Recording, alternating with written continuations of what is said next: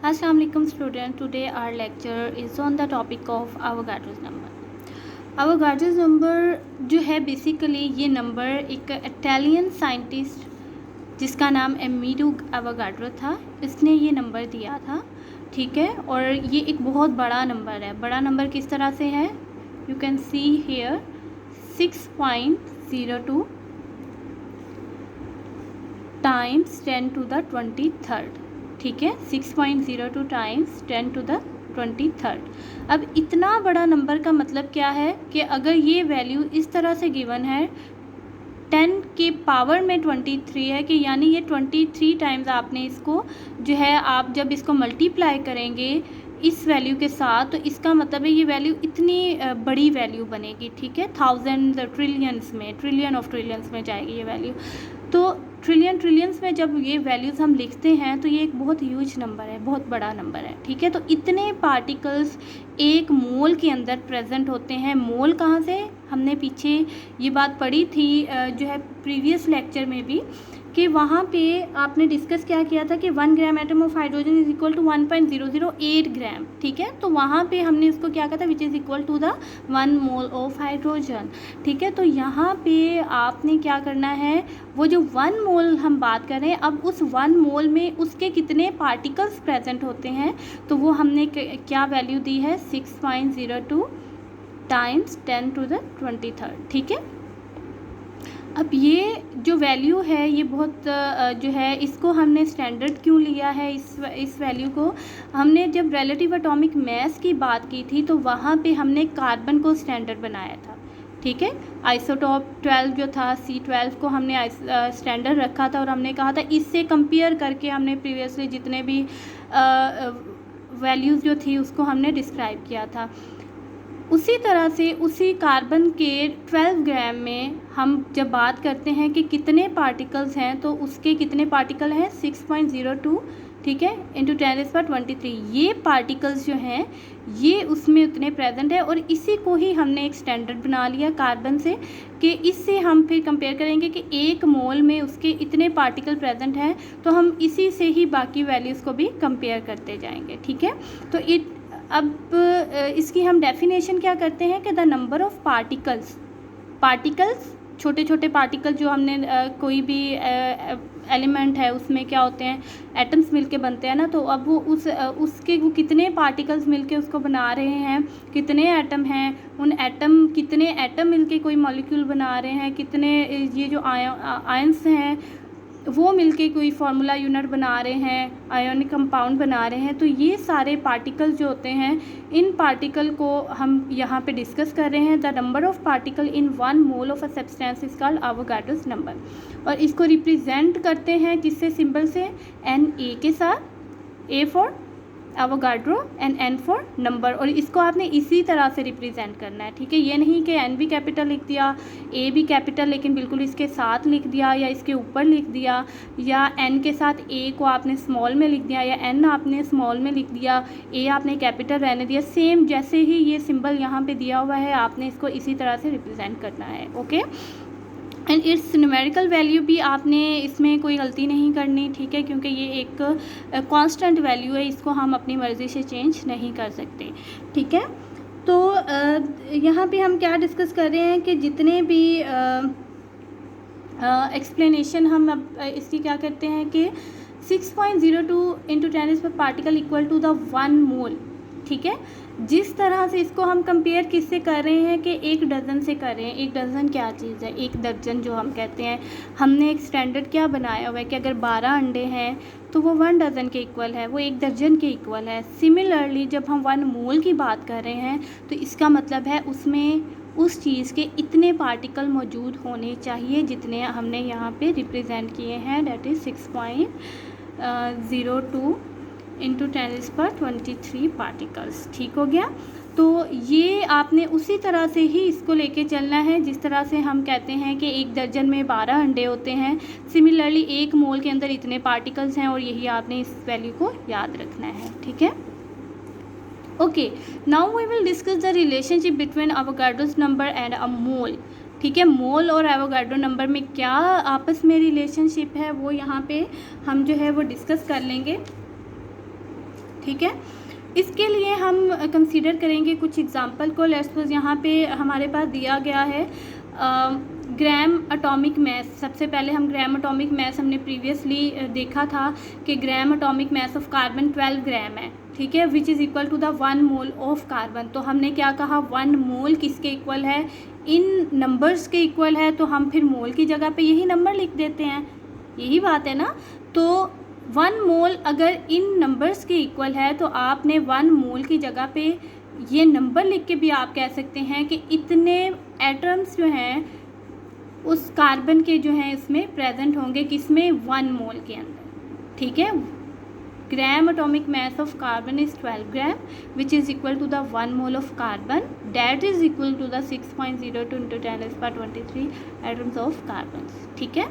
Likewise gram molecular mass of water is which is equal to the 18 gram, that is also equal to the 1 mole of water H2O and that is equal to the, अब उसमें कितने molecule, अब देखें यहाँ पे हम बात करें मोलिक्यूल्स की, तो वाटर के 1 मोल के अंदर कितने मोलिक्यूल्स हैं, तो वो मोलिक्यूल्स जो होते हैं वाटर के वो कितने होंगे, यहाँ पे मैं अब एटम्स की बात नहीं कर रही, I am talking about molecules. तो 6.02 इंटू 10⁻23 मोलिक्यूल्स ऑफ वाटर, ठीक है।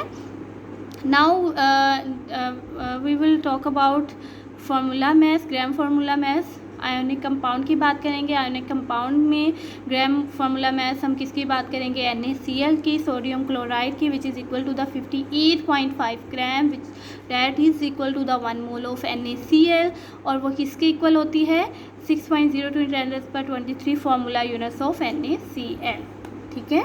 तो यहाँ पे हम इस एग्जांपल से भी इस चीज़ को क्लियर करने की कोशिश करते हैं कि ये सारे इसी पार्टिकल के इक्वल क्यों है। लेट्स सपोज यहाँ पे there are 4 balloons with different colours, yellow, green, blue and red, और इन सब की अगर आप देखें तो वॉल्यूम ऑफ गैसेस जो होते हैं ये सेम है। इसका क्या मतलब है, वॉल्यूम अगर सेम है इसका मतलब है इसके अंदर सेम ही पार्टिकल्स होंगे इनके। अगर आप यहाँ पे हीलियम की बात करें तो 1 2 3 4 5 6 7 8 9 10 11 12 13 14 15 16 17 18 19 20, ठीक है। तो जितने पार्टिकल्स यहाँ पे हीलियम के होंगे, अगर आप O2 के, ऑक्सीजन के इधर यहाँ पे कैलकुलेट करें, उतने ही ऑक्सीजन के होंगे, उतने ही वाटर के होंगे, उतने ही अमोनिया के होंगे, ठीक है। तो इसी वॉल्यूम, सेम ही वॉल्यूम में इन सब के अपने अपने पार्टिकल सेम ही होंगे जितनी वहाँ पे क्वांटिटी हमने डिस्कस की है, ठीक है। तो आपने इस चीज़ से कंफ्यूज नहीं है कि ये क्या चीज़ है, तो आपने ये देखना है कि अगर हीलियम, इसी वॉल्यूम में हीलियम पड़ा हुआ है तो उसके 6.02 × 10⁻23 पार्टिकल्स ही इधर प्रेजेंट होंगे उसके 1 मोल में। अगर यहाँ पे ऑक्सीजन का 1 मोल प्रेजेंट है तो इसका मतलब है कि हर ऑक्सीजन के इतने ही पार्टिकल यहाँ पे प्रेजेंट होंगे, ठीक है। वाटर के भी उतने ही पार्टिकल यहाँ पे प्रेजेंट होंगे सेम वॉल्यूम में। सिमिलरली अमोनिया के इतने ही पार्टिकल यहाँ पे प्रेजेंट होंगे। Now we will discuss the importance of Avogadro's number. Importance क्या है, अब ये नंबर्स हम जो डिस्कस कर रहे हैं, हम क्यों डिस्कस कर रहे हैं, तो हम क्या कहते हैं कि केमिस्ट्री में जब हम डील करते हैं with substances which are compose of atoms, molecules और फार्मूला यूनिट, तो इनके पार्टिकल्स को कैलकुलेट करना बहुत मुश्किल होता है। साइंटिस्ट के लिए पॉसिबल नहीं है इतने छोटे छोटे पार्टिकल को, इतने मतलब ये इतने छोटे पार्टिकल्स हैं कि हम इनको कैलकुलेट नहीं कर सकते, ठीक है। तो हमने यहाँ पे कॉन्सेप्ट लिया एवोगाड्रो नंबर का to facilitate the counting of particle contain in given mass of a substance, ठीक है। तो इधर जिस तरह हमने यूनिवर्सली हम एक यूनिट बना लेते हैं, उसी तरह से हमने एवोगाड्रो नंबर को भी एक अपने ख़ुद को फैसिलिटेट करने के लिए पूरी दुनिया में, तो हमने ये एक पार्टिकल के एक वैल्यू ली है जिसको यूज़ करके हमने जो है वो सारी केमिस्ट्री में जो है डिफरेंट कंपाउंड्स बनाते हैं, ठीक है। Now we will discuss further explanation about Avogadro's number. Okay, अब अगर हम यहाँ पे एग्ज़ाम्पल लेते हैं वाटर की, ठीक है, कि एक वाटर जो है, वाटर का एक मॉलिक्यूल जो है, अब इसके अंदर कितने जो है प्रेजेंट होते हैं, एक मॉलिक्यूल के अंदर कितने एटम प्रेजेंट होते हैं। तो अगर आप यहाँ पे देखें तो वाटर को, एक मॉलिक्यूल को बनाने में 2 एटम मौजूद है, किसके? हाइड्रोजन के। सिमिलरली एक एटम किसका है? ऑक्सीजन का है। तो अगर 2 एटम हाइड्रोजन के हैं तो 2 को आपने मल्टीप्लाई कर दिया एवोगैड्रोस नंबर से ऑफ हाइड्रोजन से, ठीक है। अब हम डिस्कस क्या कर रहे हैं? 1 mole of water, 1 mole of water में 1 mole of water, 1 mole of water में कितने एटम प्रेजेंट हैं? किसमें? वाटर के कितने, वाटर को बनाने वाले कितने एटम प्रेजेंट हैं? हम बात कर रहे हैं 1 मोल में एटम्स की, ठीक है। तो यहाँ से हम इसकी एग्जांपल क्या लेते हैं? 1 molecule of water is made up of 2 atoms of hydrogen and 1 atom of oxygen। तो आपने क्या किया? 1 मोल किसके इक्वल होता है? 6.02 × 10⁻23। तो 2 को मल्टीप्लाई कर दो इस वैल्यू के साथ, और हाइड्रोजन की वहाँ पे रेशियो हम क्या ले रहे हैं? 1। तो 1 जब इससे मल्टीप्लाई होगा तो सेम ही वैल्यू रहेगी। तो आपने इस वैल्यू को इससे मल्टीप्लाई किया और फिर इन दोनों वैल्यूज़ को आपस में एडअप कर देंगे तो आपके पास 1 मोल ऑफ वाटर आ जाएगा, ठीक है। सिमिलरली अगर आप सोडियम और chloride ion formula unit of sodium chloride के देखना चाहते हो 1 मोल ऑफ सोडियम क्लोराइड में, देन आपने फिर वही बात करनी है कि सोडियम और क्लोराइड, क्योंकि 1:1 ही उसमें उसकी रेशियो बनती है।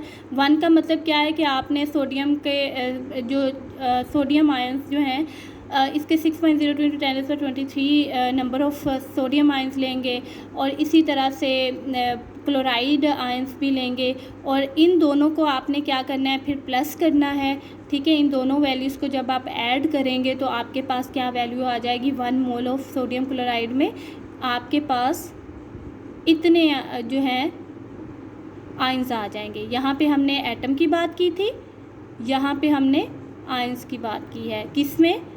1 formula unit of sodium chloride में, ठीक है। तो आप इस तरह से आपको एक आइडिया हो जाता है। अब अगर यहाँ पे आप बात करें कि सिर्फ ये क्वांटिटी आपको बता रही है, ये जो पावर में 10 की पावर में क्वांटिटी है, अगर ये पॉजिटिव है तो इसका मतलब है ये वैल्यू बहुत बड़ी है, ठीक है। जैसे हम 1000 को 10 की पावर 3 लिखते हैं, 1000 को 10 की पावर 3 लिखते हैं, तो अगर हम 1000 अगर आप देखें तो 1000 एक बहुत बड़ी वैल्यू है, ठीक है।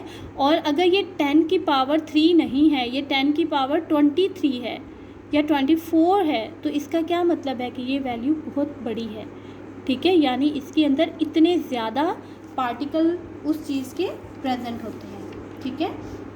तो आपने इस टॉपिक को जो है बड़े ध्यान से पढ़ना है, बड़े अच्छे तरीके से पढ़ना है, और कोशिश करें कि जितने भी टॉपिक आप पढ़ते जा रहे हैं इनमें से शॉर्ट क्वेश्चंस बनाएं, MCQs बनाएं, ताकि आपको कॉन्सेप्ट भी क्लियर होते जाएं, आपके क्वेश्चंस भी बनते जाएं, MCQs भी बनते जाएं, ताकि आपको पता चलता जाए कि क्या कौन सी चीज़ जो है वो किस तरह से याद करनी है, किस तरह से क्वेश्चन पेपर में आ सकता है, पेपर पॉइंट ऑफ व्यू से, ठीक है। Thank you so much.